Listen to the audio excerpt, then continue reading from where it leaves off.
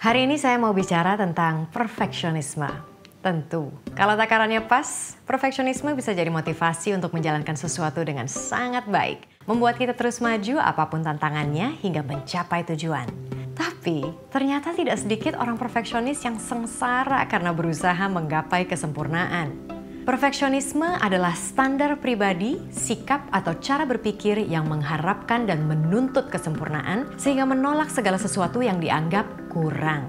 Jenis perfeksionisme yang paling umum adalah memaksakan standar tidak realistis pada diri sendiri dan orang lain.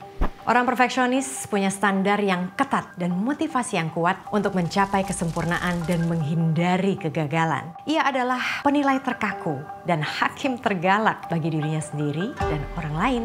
Ia baru merasa berharga ketika ia meraih suatu prestasi dan mendapat pengakuan dari orang lain. Buatnya, cinta itu bersyarat bahwa kasih sayang dan pengakuan dari orang lain itu ada untuknya hanya ketika ia melakukan sesuatu dengan sempurna.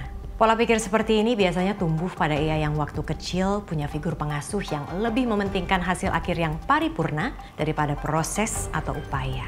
Jika dapat nilai 100, dipuji. Jika kurang dari itu, nggak ada pujian sama sekali atau bahkan dikritik.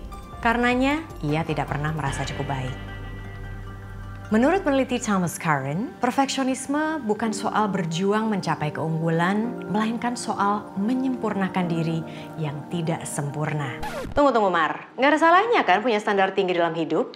Ya nggak ada, tapi ini beda dengan perfeksionisme. Bedanya ada pada apa yang kita katakan pada diri sendiri atau orang lain ketika menghadapi tantangan atau kegagalan. Seorang perfeksionis cenderung punya target yang tidak realistis dan risih dengan kesalahan. Baginya, kegagalan adalah bencana.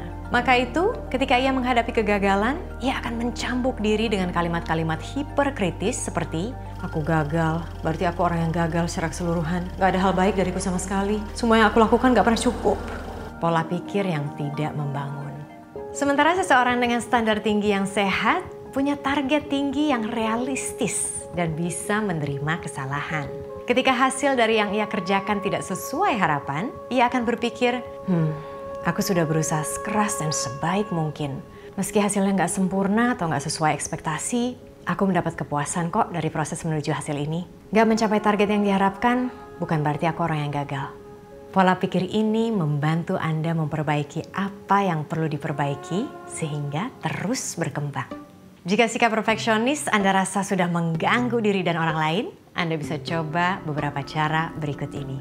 1. Rangkul ketidaksempurnaan. Proses yang jauh dari sempurna untuk meraih sesuatu itu manusiawi.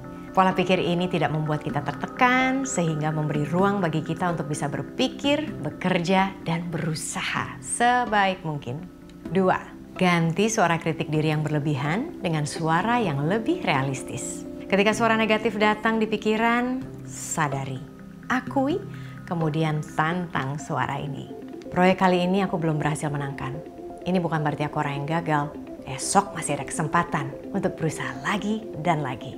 Sadari bahwa suatu usaha itu tetap bermanfaat, bahkan ketika usaha itu tidak sempurna. Karena kita belajar dari usaha itu. What is perfection anyway? It doesn't exist. Ingat, tidak ada orang yang sempurna. Semua orang pasti pernah membuat kesalahan. Kuncinya, bertanggung jawablah atas kesalahan itu, jadikan pelajaran untuk menjadi lebih baik. Move on. Bagi Anda figur pengasuh, hindari mengaitkan kasih sayang dengan kinerja alias memberi cinta bersyarat pada anak. Ketika anak berusaha meraih sesuatu, puji prosesnya, usaha dan kerja kerasnya. Bahwa ia tidak harus jadi sempurna untuk dicintai.